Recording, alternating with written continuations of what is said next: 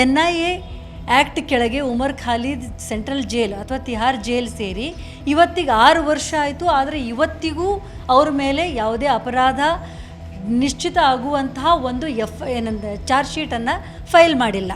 ಯಾರು ಸರ್ಕಾರದ ವಿರುದ್ಧ ಆಗಲಿ ಸರ್ಕಾರವನ್ನು ನಡೆಸುತ್ತಿರುವವರ ವಿರುದ್ಧ ಆಗಲಿ ಮಾತಾಡ್ತಾರೆ ಅವ್ರ ಮೇಲೆ ಸೆಕ್ಷನ್ ಹಾಕ್ತದೆ. ಉಮರ್ ಖಾಲಿದ್ ಬಗ್ಗೆ ಹಾಕಿದ್ರು, ಆ ಸೆಕ್ಷನ್ ಇವತ್ತಿಗೂ ಚಾರ್ಜ್ ಶೀಟ್ ಹಾಕಿಲ್ಲ. ಹಾಕಿದ್ರು ಅನ್ನೋ ಒಂದೇ ಕಾರಣಕ್ಕೆ ಉಮರ್ ಖಾಲಿದ್ ಅಪರಾಧಿ ಆಗೋದಿಲ್ಲ. ಉದ್ದೇಶಪೂರ್ವಕವಾಗಿ ಗಲಭೆ ನಡೆಸುವ ಒಂದು ಕಾರಣದಿಂದ ಅದನ್ನು ಹಿಡ್ಕೊಂಡು ಬಂದಿದ್ರು ಅಂತ ಹೇಳುವುದೇ ಕೆಲವೊಮ್ಮೆ ಹಾಸ್ಯಾಸ್ಪದ ಅನ್ನಿಸ್ತದೆ. ಈಗ ಪ್ರಚೋದನಕಾರಿ ಒಂದು ಕರಪತ್ರ ಹಿಡ್ಕೊಂಡು ಬಂದಿದ್ರು ಅಥವಾ ಒಂದು ಪ್ಲೆಕಾರ್ಡ್ ಹಿಡ್ಕೊಂಡು ಬಂದಿದ್ರು ಅಂತ PSI ಅನ್ನೋರು ಅವರು ಒಂದು ಉಪ್ಪಾರಪೇಟೆ ಪೊಲೀಸ್ ಸ್ಟೇಷನ್ ಒಳಗೆ ಕಂಪ್ಲೇಂಟ್ ದಾಖಲು ಮಾಡ್ಯಾರೆ. ಅದರೊಳಗೆ ಸೆಕ್ಷನ್ 192 ಕೆಳಗೆ FIR ದಾಖಲು ಮಾಡಿ ಅದರೊಳಗೆ ಏನು ಹೇಳ್ತಾರಂದರೆ, ಉದ್ದೇಶಪೂರ್ವಕವಾಗಿ ಪ್ರಚೋದನೆ ಮಾಡುವಂತಹ ಒಂದು ಪ್ಲೆಕಾರ್ಡನ್ನು ಹಿಡ್ಕೊಂಡು ಬಂದಿದ್ದರು. ಅಲ್ಲಿ ಬರೀತಾರೆ, ಕಂಪ್ಲೇಂಟನ್ನು ನಾನು ನೋಡಿದೆ, ಅದರೊಳಗೆ ಬರೀತಾರೆ, ಭಯೋತ್ಪಾದಕ ಚಟುವಟಿಕೆಗಳಲ್ಲಿ ಭಾಗಿಯಾಗಿ ತಿಹಾರ್ ಜೈಲಿನಲ್ಲಿರುವ ಉಮರ್ ಖಾಲಿದನ ಹೆಸರಿರುವಂತಹ ಪ್ಲೆಕಾರ್ಡ್ ಹಿಡ್ಕೊಂಡು ಬಂದಿದ್ದರು ಅಂತ. ಇಲ್ಲಿ 2 ಕಾಂಟ್ರಾಡಿಕ್ಷನ್. ಎರಡರ ಬಗ್ಗೆ ನಾನು ಹೇಳಬೇಕು ಅನ್ಕೋತೀನಿ. ಒಂದು, ಯಾರನ್ನೋ ಅಪರಾಧಿ ಅಂತ ಒಂದು ಹೆಸರು ಸೇರಿಸಿದ ಮಾತ್ರಕ್ಕೆ ಅವನು ಅಪರಾಧಿ ಆಗೋದಿಲ್ಲ. NIA ಆ್ಯಕ್ಟ್ ಕೆಳಗೆ ಉಮರ್ ಖಾಲಿದ್ ಸೆಂಟ್ರಲ್ ಜೈಲ್ ಅಥವಾ ತಿಹಾರ್ ಜೈಲ್ ಸೇರಿ ಇವತ್ತಿಗೆ 6 ವರ್ಷ ಆಯಿತು. ಆದರೆ ಇವತ್ತಿಗೂ ಅವ್ರ ಮೇಲೆ ಯಾವುದೇ ಅಪರಾಧ ನಿಶ್ಚಿತ ಆಗುವಂತಹ ಒಂದು ಚಾರ್ಜ್ ಶೀಟನ್ನು ಫೈಲ್ ಮಾಡಿಲ್ಲ. NIA ಅನ್ನೋದು ನಮ್ಮ ದೇಶದೊಳಗೆ ಸರ್ಕಾರ, ಕೇಂದ್ರ ಸರ್ಕಾರ ಅತಿ ತನ್ನ ವಿರುದ್ಧ ಮಾತನಾಡುವವರಾಗಲಿ ಅಥವಾ ಸರ್ಕಾರದ ವಿರುದ್ಧ ಮಾತಾಡೋರ ಎಲ್ಲ ಶಕ್ತಿಗಳನ್ನು ಒಂದು ದಮನ ಮಾಡುವ ಸಲುವಾಗಿ ಯೂಸ್ ಮಾಡಿಕೊಳ್ಳುವಂಥ ಒಂದು ವೆಪನ್ನಾಗಿ ಇವತ್ತು ಕನ್ಸಿಡರ್ ಮಾಡಿ, ಯಾರು ಸರ್ಕಾರದ ವಿರುದ್ಧ ಆಗಲಿ ಸರ್ಕಾರವನ್ನು ನಡೆಸುತ್ತಿರುವವರ ವಿರುದ್ಧ ಆಗಲಿ ಮಾತಾಡ್ತಾರೆ ಅವ್ರ ಮೇಲೆ ಸೆಕ್ಷನ್ ಹಾಕ್ತದೆ. ಉಮರ್ ಖಾಲಿದ್ ಬಗ್ಗೆ ಹಾಕಿದ್ರು, ಆ ಸೆಕ್ಷನ್ ಇವತ್ತಿಗೂ ಚಾರ್ಜ್ ಶೀಟ್ ಹಾಕಿಲ್ಲ. ಹಾಕಿದ್ರು ಅನ್ನೋ ಒಂದೇ ಕಾರಣಕ್ಕೆ ಉಮರ್ ಖಾಲಿದ್ ಅಪರಾಧಿ ಆಗೋದಿಲ್ಲ.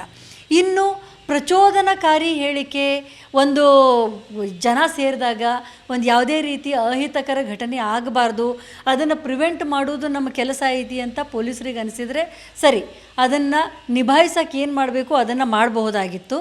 ಆದರೆ ಇಲ್ಲಿ ಉದ್ದೇಶಪೂರ್ವಕವಾಗಿ ಗಲಭೆ ನಡೆಸುವ ಒಂದು ಕಾರಣದಿಂದ ಅದನ್ನು ಹಿಡ್ಕೊಂಡು ಬಂದಿದ್ರು ಅಂತ ಹೇಳುವುದೇ ಕೆಲವೊಮ್ಮೆ ಹಾಸ್ಯಾಸ್ಪದ ಅನ್ನಿಸ್ತದೆ.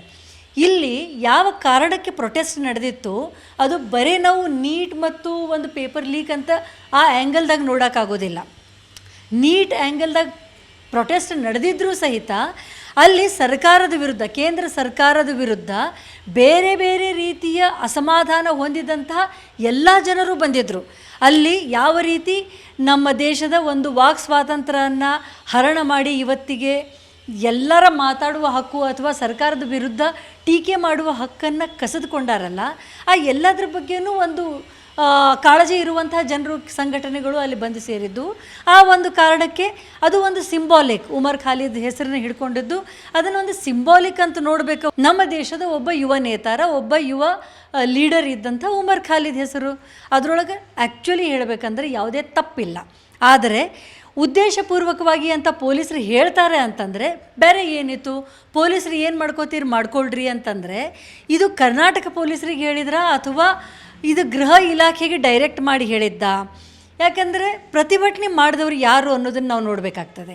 ಇಲ್ಲಿ ಏನಾದರೂ ಯಾವುದಾದ್ರೂ ಸರ್ಕಾರಿ ಸಂಘಟನೆಗಳು ಅಥವಾ ಪಕ್ಷಗಳು, ಯಾವುದಾದ್ರೂ ರಾಜಕೀಯ ಪಕ್ಷಗಳು ಇಂಥ ಒಂದು ಪ್ರತಿಭಟನೆ ಮಾಡಿದರೆ ಅಲ್ಲಿ ಡೆಫಿನೆಟಾಗಿ ರಾಜಕೀಯ ಉದ್ದೇಶ ಇರ್ತದೆ. ಆದರೆ ಮಾಡಿದವರೆಲ್ಲ ವಿದ್ಯಾರ್ಥಿಗಳು ಅಥವಾ ಯುವಕರು ಅಥವಾ ಯುವಕರ ಬಗ್ಗೆ ಕಾಳಜಿ ಇರುವಂಥವರು. ಇವರು ಯಾರು ಅದರೊಳಗೆ ಕೆಟ್ಟ ಉದ್ದೇಶದಿಂದ ಬಂದವರಲ್ಲ.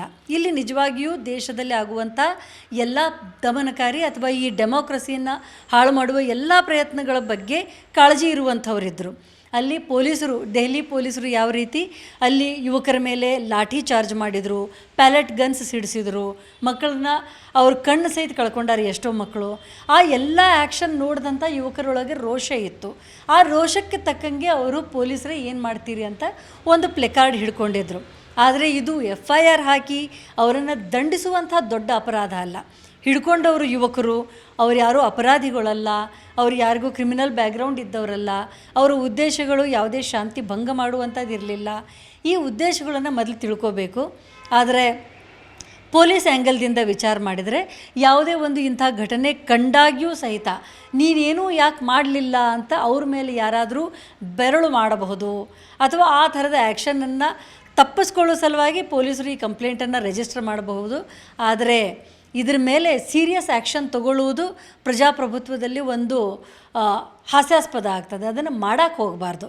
ಸೀರಿಯಸ್ ಆದ ಡೆಮೋಕ್ರಸಿ ಒಳಗೆ ಒಂದು ಅಪಸ್ವರಕ್ಕೆ ಅಥವಾ ಬೇರೆ ರೀತಿಯಿಂದ ಡಿಸೆಂಟ್ ಅಂತ ಏನು ಕರಿತೀವಿ ಅದಕ್ಕೆ ಅವಕಾಶ ಇದ್ದೇ ಇರಬೇಕು ಅಂತ ನನಗನ್ನಿಸ್ತದೆ. ನಮ್ಮ ಕಾರ್ಯಕ್ರಮಗಳನ್ನು ನೀವು ನೋಡ್ತಾ ಇದ್ರೆ ನಮ್ಮ ಚಾನೆಲ್ ಅನ್ನ ಸಬ್ಸ್ಕ್ರೈಬ್ ಮಾಡಿ, ಪಕ್ಕದ ಬೆಲ್ ಐಕಾನ್ ಒತ್ತಿ ನಮ್ಮನ್ನ ಬೆಂಬಲಿಸಿ. ಹಾಗೆ ನಮ್ಮ ಕಾರ್ಯಕ್ರಮಗಳನ್ನ ಲೈಕ್ ಮಾಡಿ, ಕಮೆಂಟ್ ಮಾಡಿ, ಅದನ್ನ ಬೇರೆಯವರಿಗೂ ವಾಟ್ಸ್ಆಪ್ ಮೂಲಕ ಶೇರ್ ಮಾಡಿ.